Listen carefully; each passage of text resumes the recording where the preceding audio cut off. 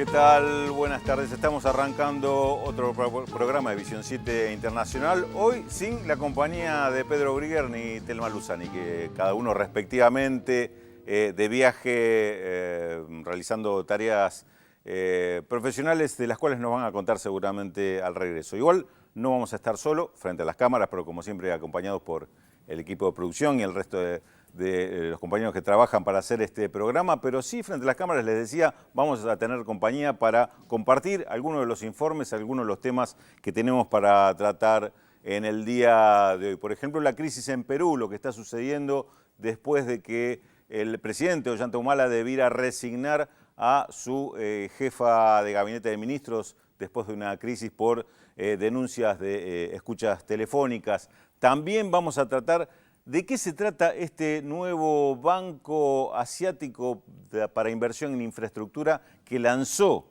el gobierno de China para preocupación de Estados Unidos, pero con respaldo de muchos, inclusive de socios de Estados Unidos que no quisieron quedarse afuera de este proyecto. La trascendencia, lo que puede significar este nuevo actor en el mundo financiero.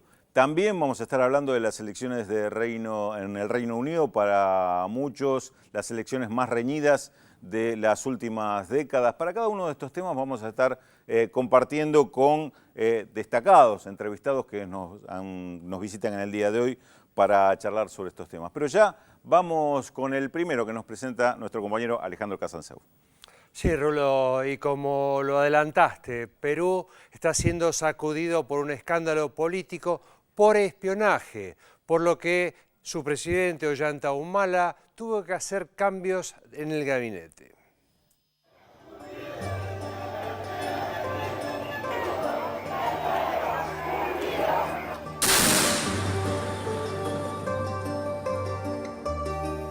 El presidente de Perú, Ollanta Humala, afronta quizás la peor crisis de su gobierno desde julio de 2011. El agravante, esta vez, está dado por la cercanía de las elecciones presidenciales del año próximo, con un clima preelectoral que ya se percibe en las redes sociales, los medios y la calle. El mandatario debió reorganizar su gabinete tras la aprobación por parte del Congreso de una moción de censura contra la jefa del gabinete ministerial, Ana Jara.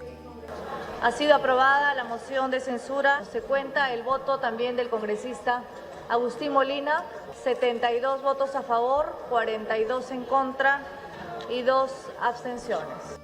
El origen de esa decisión, que se da en un contexto de fuertes enfrentamientos entre el oficialismo y los partidos de la oposición, son las denuncias de espionaje contra políticos, periodistas y empresarios que presuntamente realizó la DINI, la Dirección Nacional de Inteligencia. Descubrir, detectar, ¿no?, casos de espionaje de Chile hacia el Perú, particularmente en el cuerpo de la Marina de Guerra del Perú, y en un contexto de una batalla jurídica que era el tema de la Haya, obviamente no puede pasar desapercibido. Y esto ha meritado, ¿no?, el llamado a consulta de nuestro embajador. Las primeras revelaciones fueron difundidas por la revista Correo Semanal y luego replicadas y ampliadas por otros medios. La revista difundió pesquisas ilegales que presuntamente rastrearon propiedades y datos personales de miles de personas. Ana Jara fue obligada a renunciar al ser considerada responsable de la red de espionaje y por no haber denunciado, investigado o sancionado a quienes habrían cometido estos actos ilegales. El Congreso unicameral sancionó el voto de censura con holgada mayoría y por primera vez en más de 51 años. La decisión adoptada por 72 votos a favor, 42 en contra y 2 abstenciones obligó al presidente a rearmar su gabinete. Así, designó como nuevo jefe del gabinete ministerial al abogado y exministro de Defensa Pedro Cateriano. Pedro Álvaro Cateriano Bellido, juráis por Dios y estos santos evangelios. Es el séptimo jefe de gabinete de Humala en 4 años de gobierno. Un abogado constitucionalista cercano al Nobel de Literatura Mario Vargas Llosa y opositor al régimen del encarcelado expresidente Alberto Fujimori. Los otros cambios en el gabinete incluyen al viceministro de Recursos para la Defensa, Jaque Raimo Balaquivi Álvarez, quien asumió como nuevo ministro de Defensa en reemplazo de Cateriano. También asumió Gustavo Adriansen en el Ministerio de Justicia y Derechos Humanos. Y Ana María Sánchez Vargas es la nueva ministra de Relaciones Exteriores en reemplazo de Gonzalo Gutiérrez.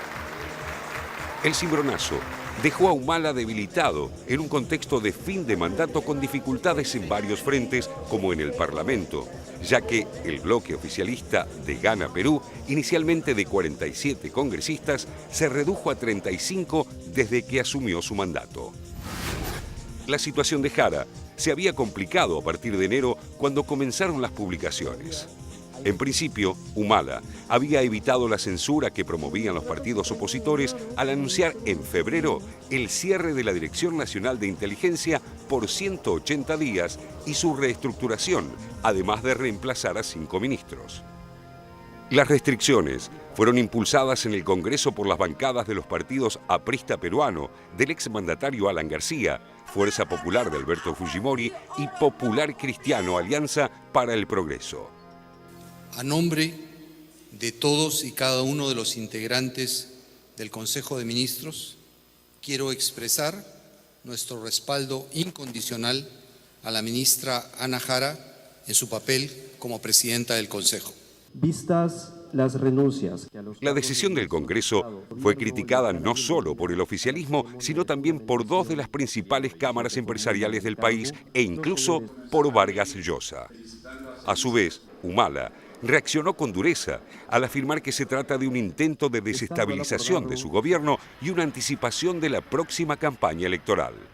No podemos estar dándonos el lujo de estar cambiando gabinetes cuando tenemos que enfrentar el tema del frente externo y tenemos que también afrontar los desafíos que nos plantea hoy día los cambios del clima. Muchas gracias. En relación a las expectativas de voto, las primeras encuestas, aunque algo prematuras, ubican a la hija de Fujimori, Keiko, con un poco más del 30% de los votos, seguida del exministro de Economía y Finanzas, Pedro Pablo Kuczynski, según las mediciones de Ipsos y de Datum. Las mismas encuestadoras preanunciaron una baja en la imagen positiva de Humala, un panorama que enciende alarmas en el oficialismo que aún debe delinear un candidato tras la caída de Ana Jara, quien se perfilaba para la primera magistratura.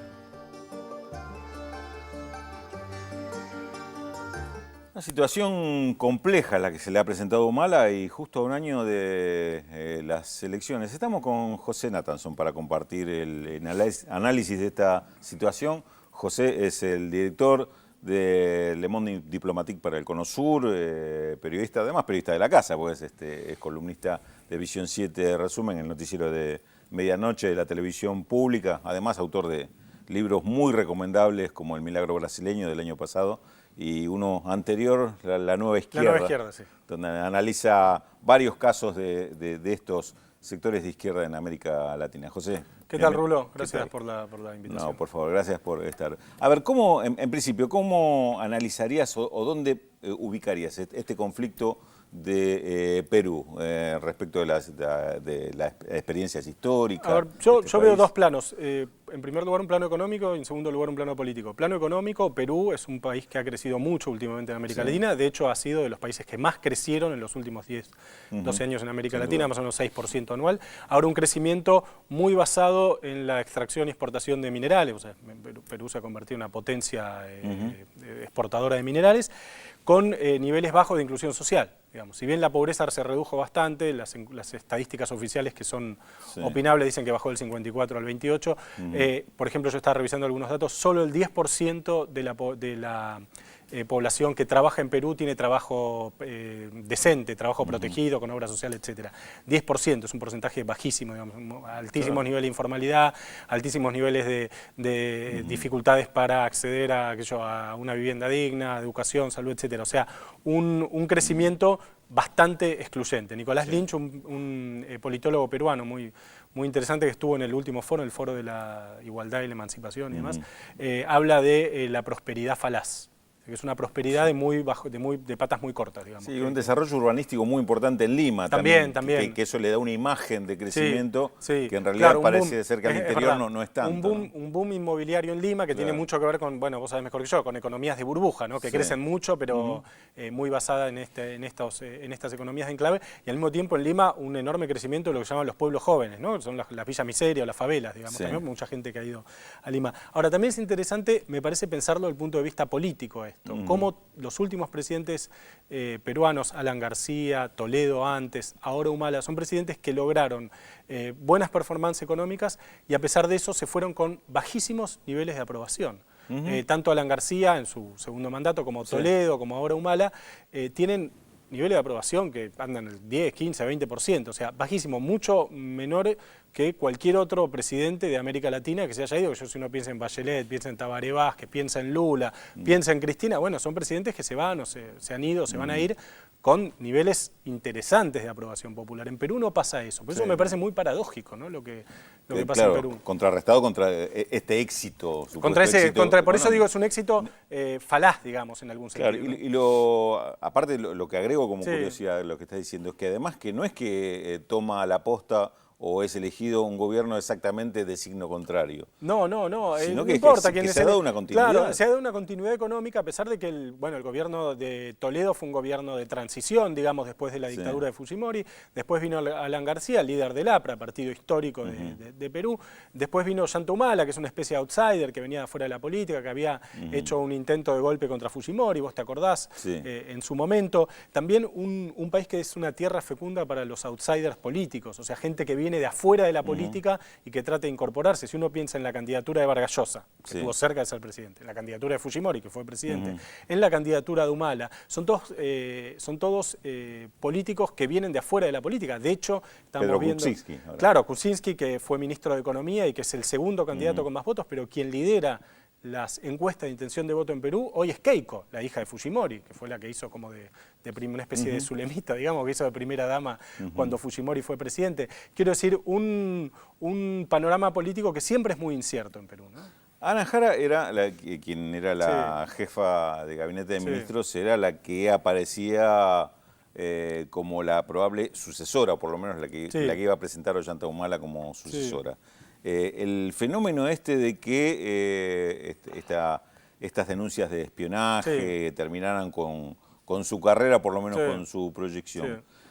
¿Cómo la analizas? También en esto otra vez aparece visible el enorme poder de los medios, porque el tema de poner en escenario esto es, entre comillas, mérito de... Sí, claro. Ahí hay una especie de exacerbación mediática en Perú. En Perú hay un fenómeno interesante que debe ser el único país de América Latina, uno de los pocos del mundo, donde la prensa escrita, la prensa gráfica, crece de una manera fenomenal.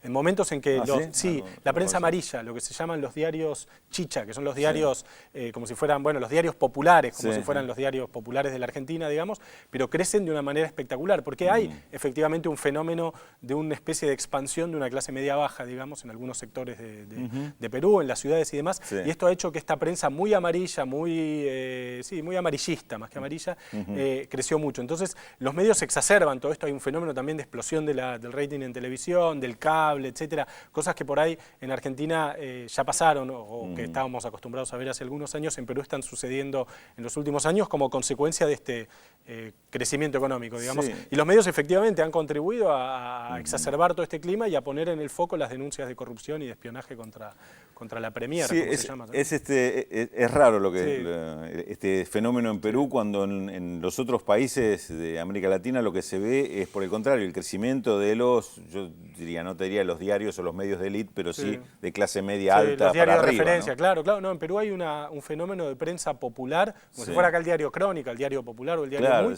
pero niveles de explosión que venden cientos de miles de ejemplares, que tiene que ver, dicen los que están analizando el tema, con la expansión de las clases medias bajas en las ciudades peruanas, digamos, ¿no? Te decía esto porque este fenómeno de espionaje o armar carpetas, como suele decir, de los opositores, es un fenómeno que se ha visto en varios países. En Perú, Rulo, vos acordate que Fujimori cae, pero antes cae Montesinos, que era el jefe de su puesto formal era asesor de seguridad. Sí. En realidad era el que había armado una estructura una especie de jefe de inteligencia. Claro, un jefe de inteligencia sin que tuviera ese cargo, digamos. Sí, Pero claro. era el tipo que estaba, era el poder, la especie de López Rega de Fujimori, decían algunos, o el Rasputín de Fujimori, el poder en las sombras. Era un tipo que había armado una estructura de seguridad e inteligencia, de extorsión, de apriete, de carpetazo, etcétera, fenomenal, digamos, que era el que controlaba realmente el gobierno de Fujimori en los últimos años y que dejó una estructura de inteligencia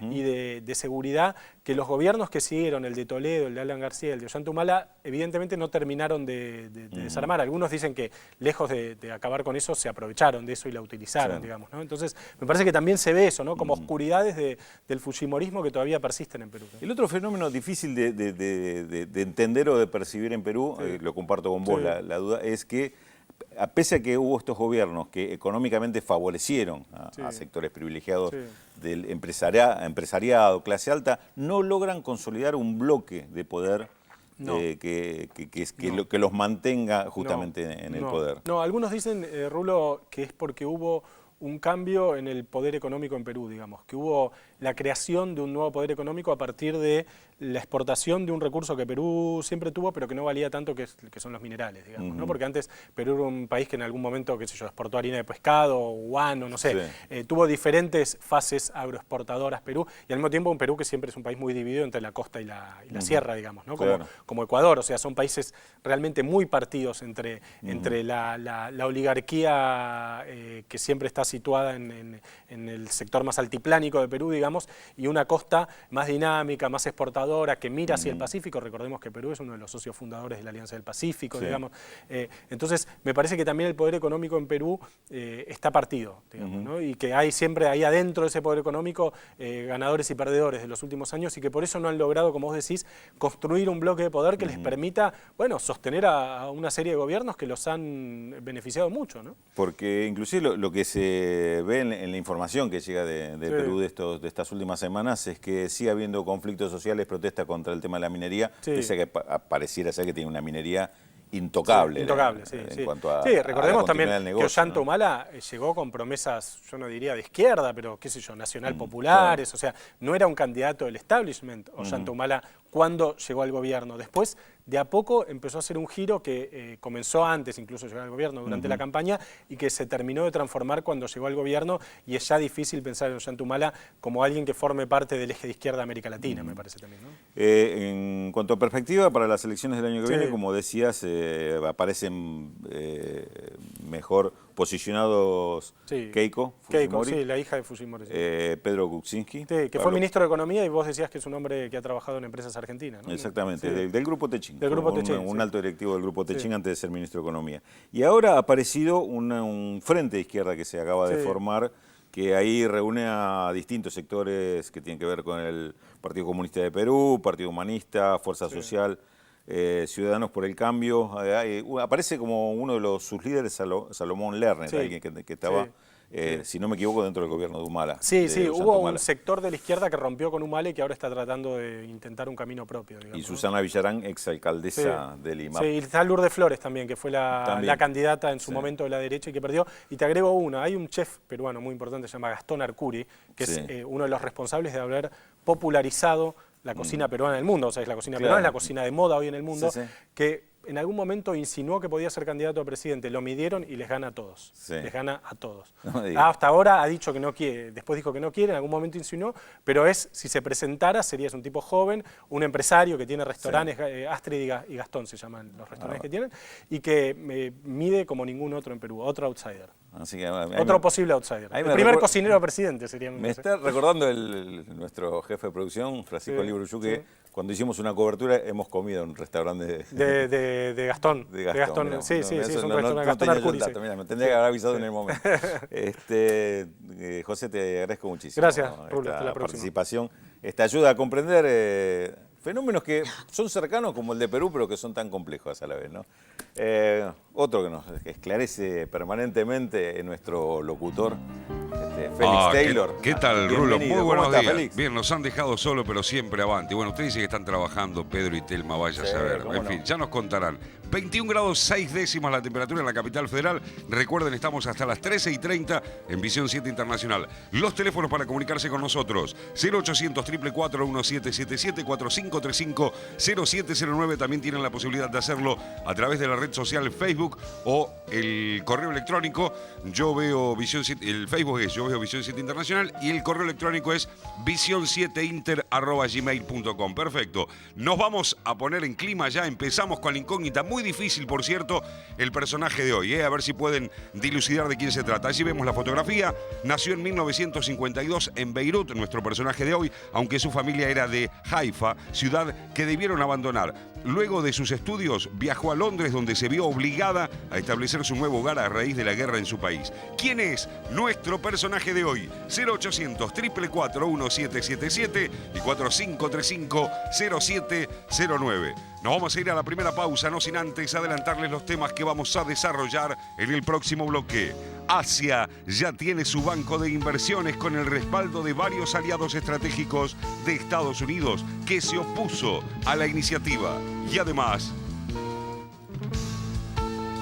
elecciones en el Reino Unido. El 7 de mayo, el premier conservador David Cameron y el laborista Ed Miliband disputan sus propuestas. En tanto, crece la intención de voto de los partidos minoritarios. El análisis de los comicios, luego de la pausa y mucho más, aquí como siempre, en Visión 7 Internacional. Ya volvemos.